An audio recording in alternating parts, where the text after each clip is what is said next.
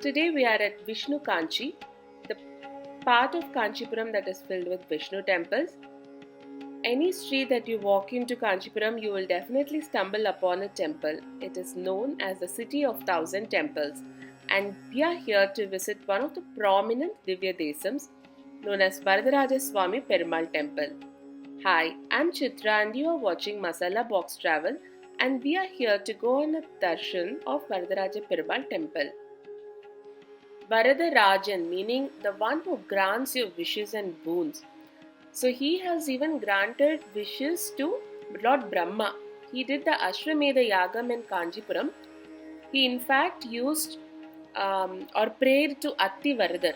The Varadaraja Perumal was made of Athimaram, the fig tree. But the Moolava got damaged during a Muslim invasion. So what we have done is the Athivaradhar is placed in this Ananthasaras. Every 40 years they take out and do puja to Athivaradar. This place is hence also known as Athigiri. This temple is also known as Athigiri. But otherwise today you see the Moolavar Varadarajar, which is actually from another temple, but beautiful tall murti, no less than the actual Athivaradar. The temple is huge.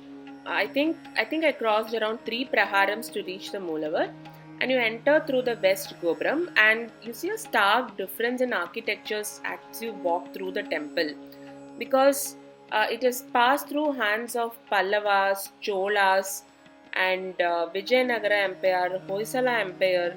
So as you walk around, when you notice the Gopuram or the pillars, the 100-pillared mandapam, different towers when you see, you can definitely see the stark variation and you can identify this must be from Vijayanagara era or this must be from Hoysala era.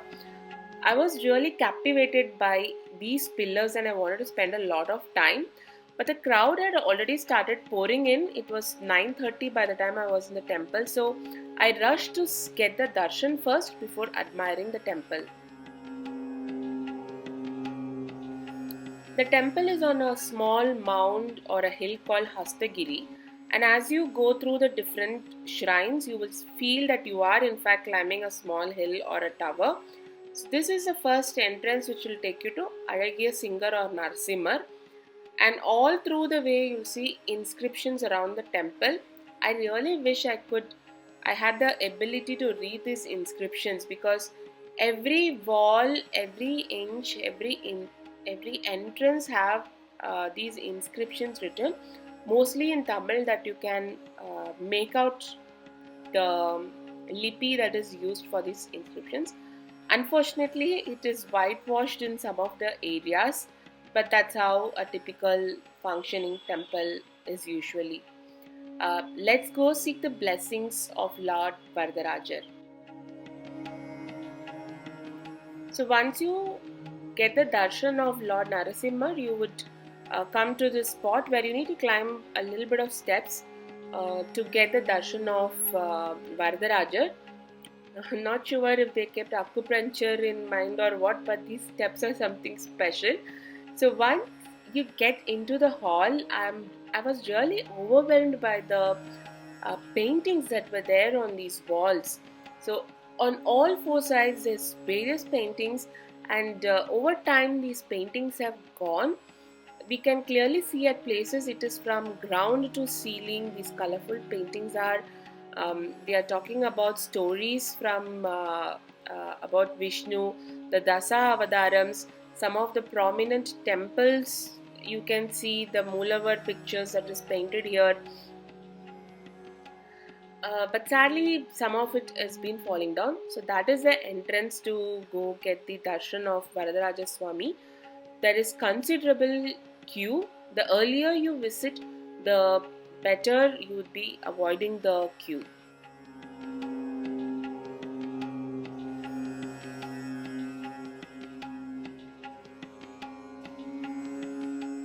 There are many kritis sung in praise of Varadaraja. There are also Pasurams sung in praise of him, because this is a Divya Desam where the Azhwars have come and sung in praise of him. So one of the Pasuram reads, Attiyuran Pullai Yurvan, Animaniyin Tudisel நாகத்தின் மேல் துயில்வான் முத்தி மறையாவான் மாக்கடல் நஞ்சுண்டான் தனக்கும் நிறையாவான் எங்கள் பிரான். Athiuran simply means Athivaradhar. So it talks about the Lord of Vedas whom Shiva himself prayed to get his wishes and boons granted. So that is the greatness of Varadaraja. This is how the Moolavar will look like. This is the backside of the temple that we are watching once we come out of the main Garbhagraham. So walking around this complex also you will see all the paintings on the wall. Take a good amount, appreciate it. Do not touch these walls because the paintings are already fragile. Watch it from a distance and pray to Lord Varadaraja. Another interesting part of this temple is when you come out from the Sannidhi, there is another Sannidhi where you will see on the ceiling there is a gold lizard, silver lizard, a sun and a moon on the ceiling. So you should get a simple 5 rupee entry ticket, and there's a small ladder. You climb, you touch the lizard and the lizard sculpture and sun moon. It is said to relieve you of all your curses or any diseases if you have. So that moksha also you get.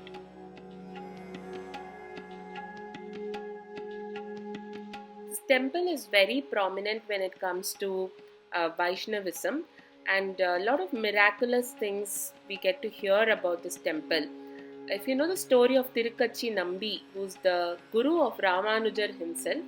So Thirukachhi Nambi used to talk to the Lord every day. The original Murti, Varadaraja Swami, used to converse with Thirukachhi Nambi in like a human friendly conversation. And he used to come all the way from Punamalli to do seva to God, and later on he moved to Kanchipuram himself. Every day he would come fan for the Lord, and they used to talk about the worldly affairs or the philosophy or about the temple and so forth.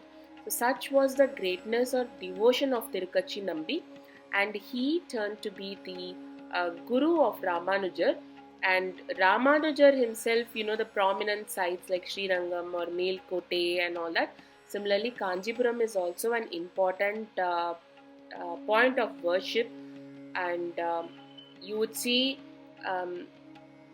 before he leaves to construct Srirangam temple, he gets money from the Kanchipuram temple and he goes over there to Srirangam to settle and spread Vaishnavism there. You see the breadth of inscription on this wall. From this end to that end, such is how beautiful this temple is. Every corner has inscription. It took me nearly an hour for darshan because the crowd was such, and people who the priest knew also kept coming in on the other side. So the queue was long, and as you can see here, the queue has already extended to beyond the Narasimha Sannadhi. So go early. So we are in the second praharam, one outside or the middle praharam to say. These are also huge pillared mandabas all around the temple. Not many seem to be visiting, but architecturally it is worth admiring the vastness of the temple. And as you walk around, you will come to see the Vimana of the temple, and also the Tayar Sannidhi comes visible to you.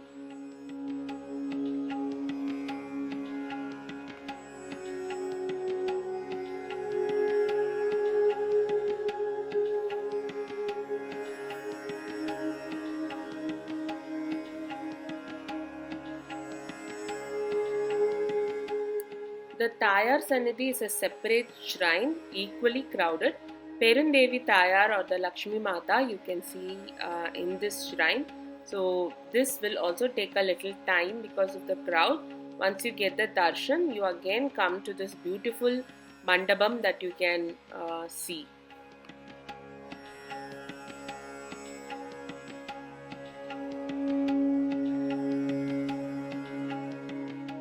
I was totally stunned to see this mandapam. This is in the middle praharam, probably during procession of the Lord or Utchava Murti they might be placing in this mandapam. back in those days, I think, because it's neither a Kalyana Mandapam nor in between. So it must have been used to place the Urchavar or something like that. And see the paintings on the ceiling and the pillar, the architecture of the pillar. You can see the jali work on the stones in the pillar, creating a beautiful effect on it. Then the ceiling itself is extremely beautiful. I think looking at it, this must have been constructed in the later Vijayanagara era, because this kind of a pillar architecture you can see in temples constructed by them.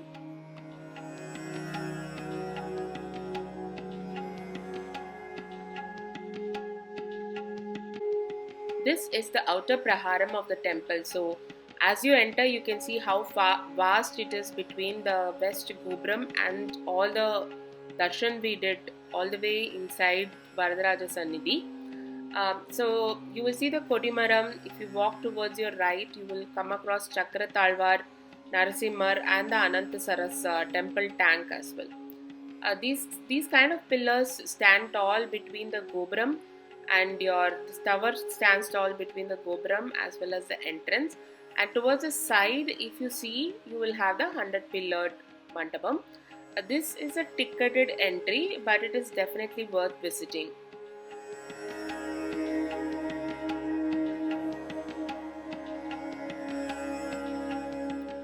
The 100 pillar mandapam is all about architecture.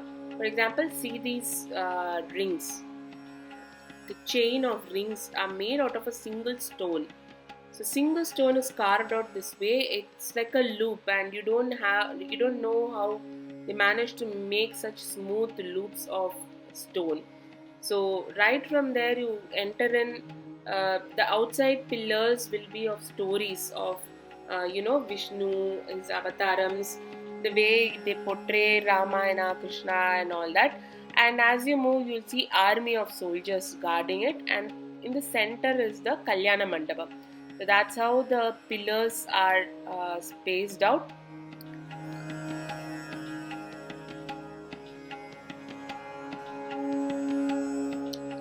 I'll tell you one story as you are enjoying these pillars.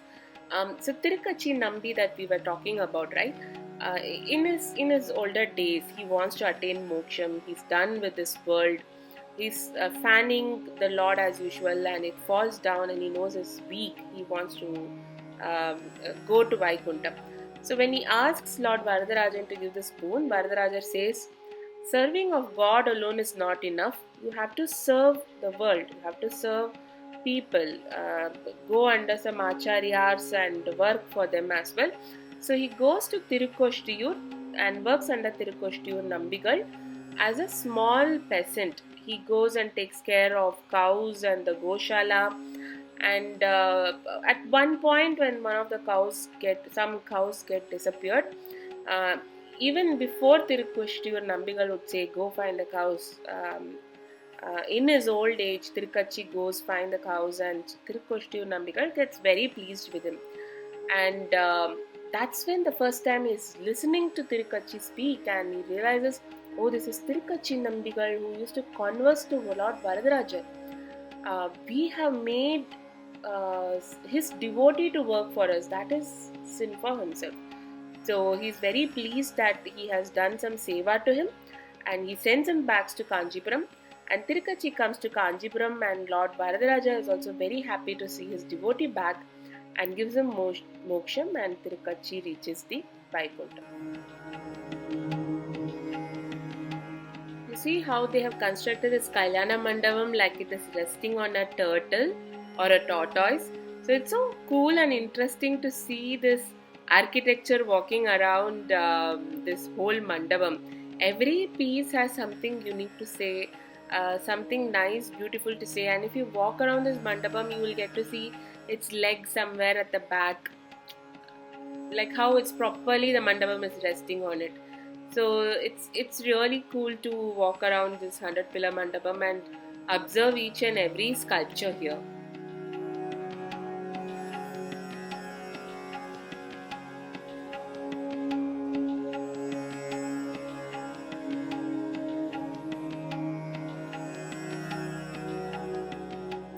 With this, it was time for me to leave Varadaraja Perumal Temple and move on to the next Divya Desam.